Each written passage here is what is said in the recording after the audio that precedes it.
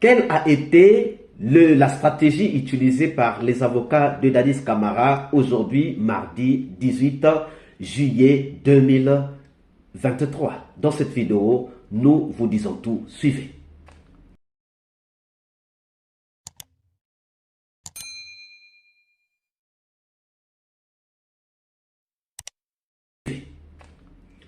Bonjour, bonsoir, cela dépend de l'heure à laquelle vous regardez cette vidéo et bienvenue si vous nous découvrez pour une première fois.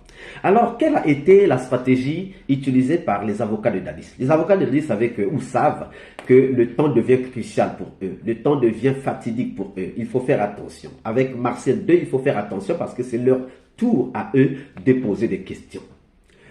Nombreux étaient en train de penser que Marcel n'était pas en train d'annoncer des vérités, mais pourtant, en fin de compte, nous nous rendons compte que Marcel est en train de lâcher petit à petit des vérités.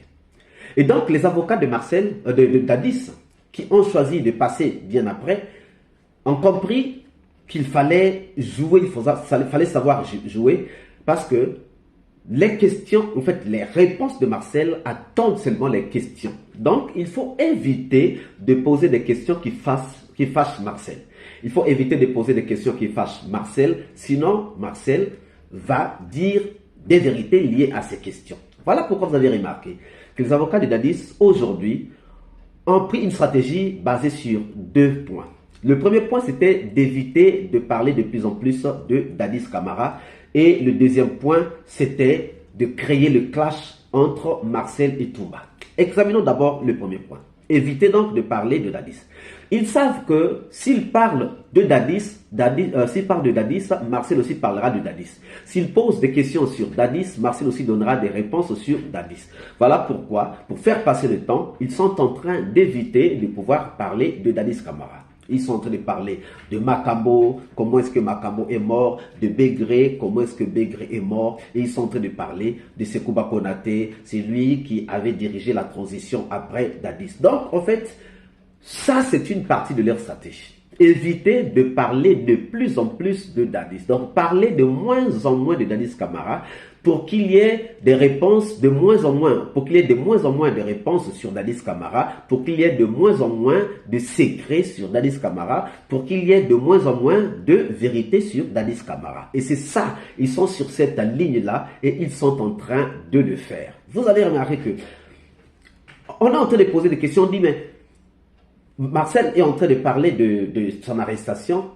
mais on voit que c'est au temps de Sekouba Konaté que Marcel a été arrêté. Mais ils oublient que Marcel a été arrêté, bien que ce soit du temps de Sekouba Konaté, même Marcel avait été arrêté pour des faits qui se sont passés du temps de Dadis Camara. Les faits qui sont en train de juger sont des faits qui sont passés au temps de Dadis Camara. Donc ils sont en train de vouloir mener Marcel en bateau, donc aller du côté de Sekouba Konaté, pour que Marcel ne puisse pas avoir du temps de parler de Dadis Camara. Et c'est là où même Marcel a donné une réponse. Il a dit, Dadis n'était plus au pouvoir, mais il était aux aguets. Dadis n'était plus au pouvoir lorsqu'il a été arrêté, mais Dadis était aux aguets. Mais aux aguets, ça signifie quoi? Ça signifie que Dadis avait les yeux, les oreilles. Dadis avait sa parole sur la suite de la transition, bien qu'il soit à Ouagadougou.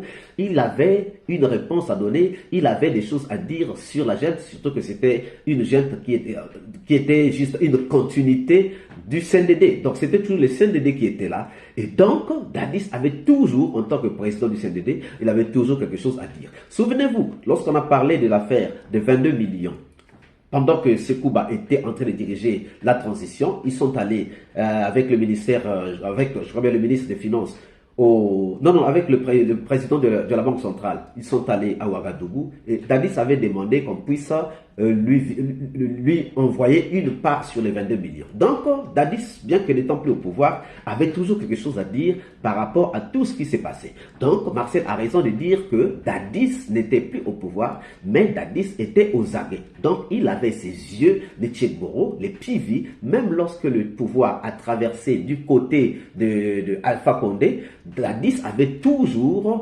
toujours aux aguets, il contrôlait toujours, il avait toujours quelque chose à dire. Voilà pourquoi vous avez vu les Pivi, les Tchèque-Boro, les Papakoli, les Gono Sangaré, toujours aux commandes. Surtout, Gono Sangaré, ça n'a pas duré, mais les Pivi les Pivi, les Papakoli, les Tchèque-Moro étaient toujours là. Donc, Dadis était aux aguets. Mais tout ça, on est parti vers Sekouba Konaté. Pourquoi? Parce qu'on a voulu faire éviter à Marcel de parler de Dadis. Parce que eux, le problème, c'est qu'on puisse éviter de parler de Dadis. Puisque si on parle de Dadis, il y aura aussi des réponses sur Dadis. Vous avez vu qu'ils ont essayé d'emmener Marcel dans d'autres terrains, tels que la mort de Makambo, tels que la mort de Bégré. En réalité, la mort de Makambo, comme la mort de Bégré, ne concerne pas, en fait,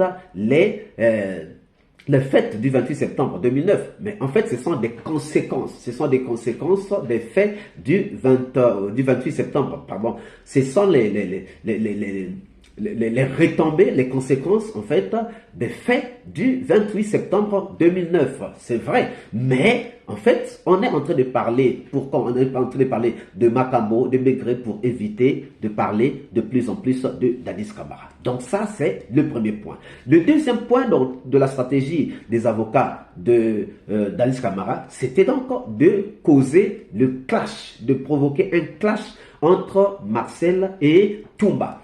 Voilà pourquoi ils sont en train de lui poser la question, est-ce que vous n'avez pas aidé Toumba à sauver les leaders? Ils veulent que Marcel dise que non, oui, j'ai aussi contribué pour que Toumba puisse sauver les leaders. Or, s'ils arrivent à obtenir de Marcel de dire que non, il a aidé Toumba, il n'a pas manifesté son désaccord que Toumba puisse sauver les leaders, alors on va dire que finalement, Toumba et Marcel étaient ensemble. Et si on arrive à prouver, à dire ou à faire dire aux gens que Toumba et Marcel étaient ensemble, ça veut dire que là aussi, Toumba sera mis dans des problèmes. Donc, les avocats de Dadis Camara sont venus avec deux buts. Ils ont deux buts, en fait. Le premier but, c'est vraiment éviter de parler de plus en plus de Dadis Camara. Et le deuxième but, c'est de créer le clash. Parce que si on crée le clash, Marcel va dire des contre-vérités ou bien des choses négatives contre Toumba, et Toumba sera encore obligé de revenir à la barre, lui aussi demander de revenir à la barre pour venir faire la réquisition, sinon attendre pendant les confrontations. Donc, chers amis, ce procès, il faut le comprendre. Ce procès, il faut l'examiner. Ce procès, il faut faire attention. Il faut faire attention à tout ce qui est en train de se dire. Les questions que les avocats sont en train de poser ne sont pas des questions banales. C'est des questions qui ont le droit d'être posées parce que ça dépend seulement. La question dépend ou les questions dépendent du but que les avocats ont. Les avocats de Dadis savent bien que Dadis Camara est fautif. Les avocats de Dadis savent bien que c'est Dadis Camara qui a tout programmé. C'est lui qui a tout programmé. Maintenant, il faut éviter de parler de lui pour qu'il y ait de moins en moins de vérités sur lui, pour qu'il y ait de moins en moins des problèmes à mettre sur son dos. Donc, il faut vous écarter, vous éloigner de Dadis Camara, vous parlez d'autres personnes, vous parlez de Sekouba Konaté, vous parlez de Bégré, vous parlez de Makambo, vous parlez de je ne sais pas qui d'autre encore, mais en fait, évitez Dadis Camara. Or, il faut qu'il y ait des gens qui posent des questions sur Dadis Camara pour que Marcel donne des réponses sur Dadis Camara. Dadis Camara est là. Marcel a déjà fait son déballage. Mais dans son déballage, il n'a pas été clair. Non, il n'a pas tout dit.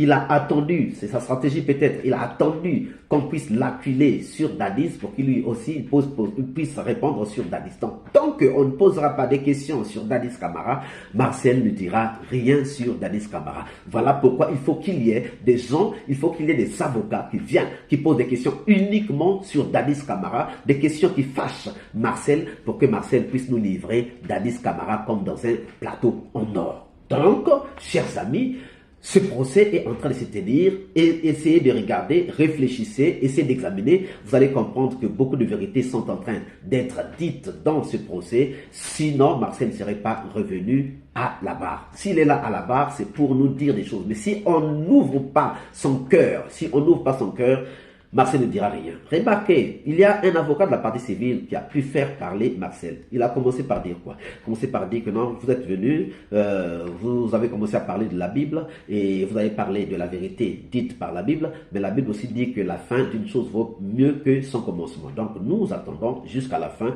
pour que nous puissions avoir quelque chose de vous, Marcel. Nous vous faisons confiance.